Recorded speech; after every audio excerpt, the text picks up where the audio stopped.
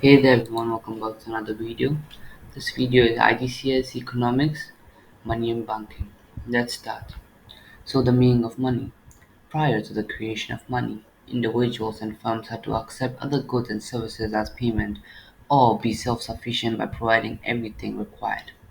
Often lacking self-sufficiency or driven by the desire for a wider range of goods or services, bartering became the norm, but it had too many problems. As individuals and firms trade with each other in order to acquire goods or raw materials, they require a means of exchange that is acceptable and easy to use. Modern currency fulfills this purpose and money functions as a medium of exchange, a measure of value, a store of value, and a method of deferred payment.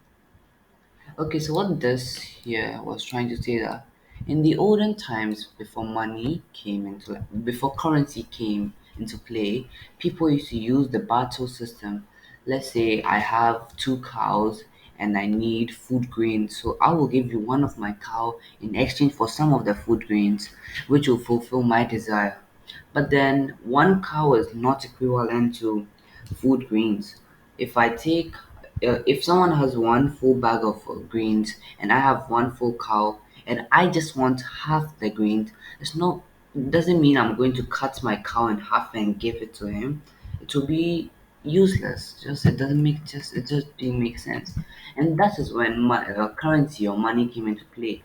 Yeah, they used money as a medium of exchange, a measure of value, a store of value, and a method of deferred payment. So, using money, we could now trade with each other. And let's say I now have $50 and I want food grains. So, I can now give my $50 and in exchange for the food grains I want. Let's move on to the functions of money. We have four functions of money, as I said: medium of exchange, measure of value, store of value, and a method of deferred payment. Without money, it becomes necessary for sellers and buyers to barter. Barter basically means to exchange goods. Bartering is problematic as it requires two people to want each other's goods, double coincidence of wants. Money easily facilitates the exchange of goods as no double coincidence of wants is necessary, a measure of value. Money provides a means of ascribing value to different goods and services. Knowing the price of a good in terms of money allows both consumers and producers to make decisions in their best interest. Without this measure, it's difficult for buyers and sellers to agree at an agreeable exchange. Third, a store of value. Money holds its value over time. Of course, inflation means that is not always true, but then yeah, this means that money can be saved as well. It remains valuable in exchange over long periods of time. Last but not the least, a method of deferred payment. Money is an acceptable way to arrange terms of credit, loans, and to settle any future debt. This allows producers and consumers to acquire goods in the present and pay for them in the future. Moving on to the characteristics of money. Many items were used for centuries as a form of money, such as gold, silver, shells, sorry, beer, tobacco, etc. However, each of these items had some characteristics that made them less than ideal for exchange in certain circumstances. Good money has a number of essential characteristics, and modern currency fulfills them all. Let's look at the characteristics of money. First of all, money should be acceptable by all. It should be portability, means you can take it from one place to another. Divisibility, it could be divided. Let's say $50 currency, you can get 25, 25, or 20, 20, and 10. Uniformity, all of them must look the same and feel the same. Equal length, width, and height. It must be scarce, or that's only then its value will be only then it will be valued. And durability, it must be durable, it should last long. Moving on, the six characteristics of good money. As we said, divisibility. To be valued medium of exchange, it must be divisible.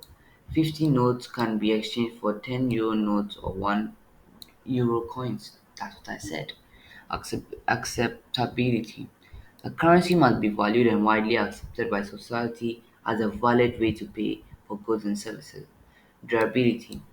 The currency must be robust, not easily defaced, destroyed, and last for a long period of time.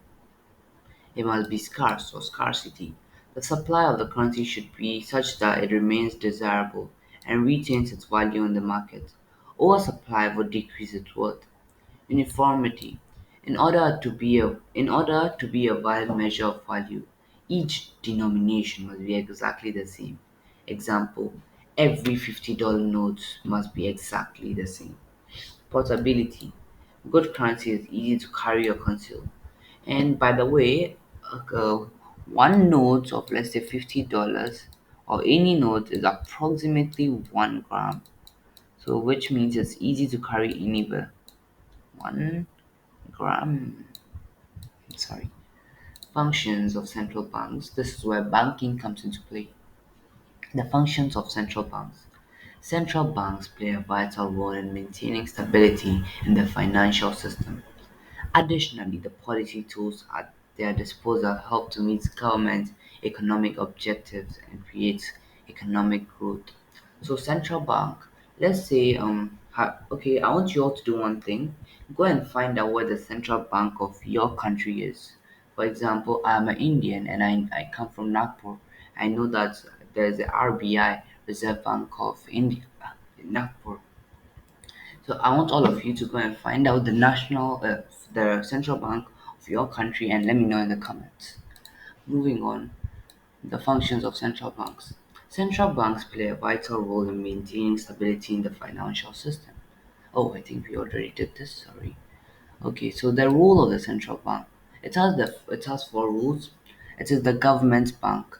Just the way we have commercial banks for ourselves, these commercial banks, I mean the government also has its own bank. It doesn't rely on the commercial banks. Lender of last resort, monetary policies, and regulate the banking industry. Central banks play four important roles in the economy. Implementation of monetary policy over here. This is more fully explained in subtopic 4.4.1. Banker to the government. The government sets the annual budget, but it is the central bank that manages the tax receipts and payments. In 2022, there were 5.7 million public sector workers in the UK who had to be paid by the central bank each month. Banker to the banks. Yes. Lender of last resort. Commercial banks are able to borrow from the central bank when they run into short-term liquidity issues. Without this help, they might go bankrupt, leading to instability in the financial system and the potential loss of savings for many households. 4. Regulations of the banking industry. The high level of asymmetric information in financial markets requires that commercial banks are regulated in order to protect consumers. So what this meant is that yes, this topic is we'll do monetary policy later in the subtopic over here. So banker to the government. I think I already spoke about this just a few minutes ago. Banker to the banks. I didn't speak about this. Let's talk about this. Banker to the banks. So let's say we have Access Bank. So whenever Access Bank has less money in it, like the liquidity or flow of liquidity of the money is low, it can always go to the central bank and ask them for some cash so that they could, what do you say, become stable from the instability in the financial system. So if the central bank wasn't the banker to the commercial banks or the access bank, the bank might actually go bankrupt, and it will cause the financial instability in the whole economy. Because uh, uh, you might also have an account in access bank, and it might affect you as well, because you will lose your money. Regulation to of the banking system. Okay, let's move on to the functions of commercial banks, and I think that should be it. So commercial banks, the functions of them. Financial markets are any place or system that provide buyer and seller the means to exchange goods and services and trade financial instruments. Financial instruments include loans, bonds, equities, and international currencies. Commercial banks play a central role in financial markets. They facilitate saving. Storing money for future use is essential for households and firms. It also provides a pool of money that financial institutions can lend. That is, one person's saving is another person's borrowing. So what this means is that the money that you save, the money that you put in the bank, in your savings account, in which you get interest over a year or annually, that same money, your same money, is used to lend to another person. So when that person pays the money back with interest, and you withdraw it from, and you want to withdraw the money from your account, you will also the money from someone else's account might be used for you to withdraw your money. Well, I'm not sure if it made sense, but let's just move on. They lend to businesses and individuals. Access to credit is a key requirement for economic growth and development. Being able to borrow money speeds up consumption by households and investment by firms. It also allows households or firms to increase assets and pay them off over an extended period of time. Example: mortgages on home purchases. Central commercial banks also facilitate the exchange of goods and services. Each purchase of goods or services requires the movement of money between at least two parties. Commercial banks provide multiple ways for this exchange to happen, including phone apps, example Google Pay or Phone Pay. There are many: debit cards, credit cards, and bank transfers. Fourth, they provide forward markets in currencies and commodities. Forward markets are also called futures markets. They provide price stability in the commodity markets and enable investors to make a profit by speculating on future prices. 5. Last but not the least, they provide a market for equities. Equities are shares in public companies that are listed on stock exchange around the world. Commercial banks facilitate both long-term investment and speculate by providing platforms which connect buyers and sellers. And I think that should be all for this topic. More videos will be coming in the future, so make sure you like, share, and subscribe. And that'll be all. So then, till the next video, see ya.